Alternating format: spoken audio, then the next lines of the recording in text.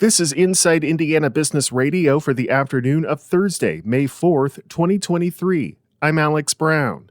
Carrie Au, a senior at Signature School in Evansville, was named Student Entrepreneur of the Year at the TechPoint Mira Awards last month. He co-founded Intertwined Finance, a software company that uses artificial intelligence to teach financial literacy to students, and has already raised more than $36,000 in capital. We've got interest from educators across 25 states now, some interest internationally as well, a university in Scotland, school in Brazil and China, and we raised some venture capital, built an MVP, and now we're in our pre-order sales cycle.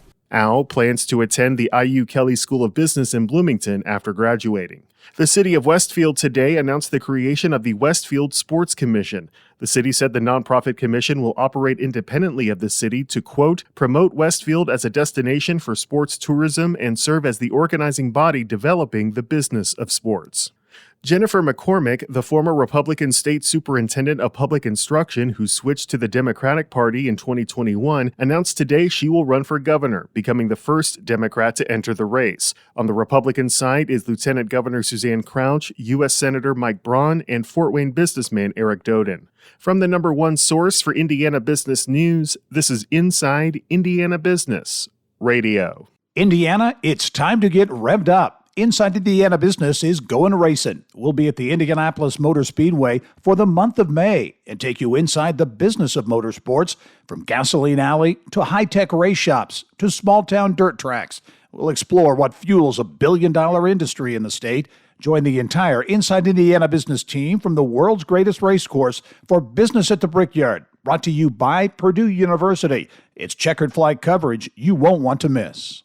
An up-and-coming entomology professor at Purdue University has received a 2022 New Innovator Food and Agriculture Award for his research in bee pollination. IIB's Wes Mills has more.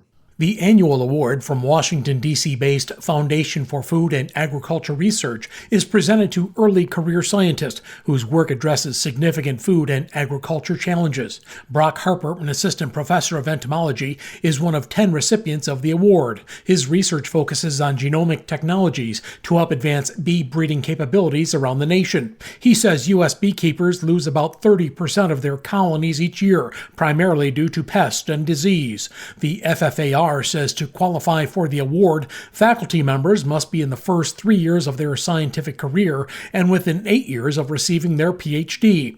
The organization says the award allows researchers to focus on their work and reduce some of the pressure of securing additional funding for their work. The foundation did not disclose the amount of Harper's grant. However, together, the 10 recipients are receiving nearly $9 million over 3 years. Purdue says Harper plans to use the funding to work with his stakeholders and help them incorporate genomics into their practice.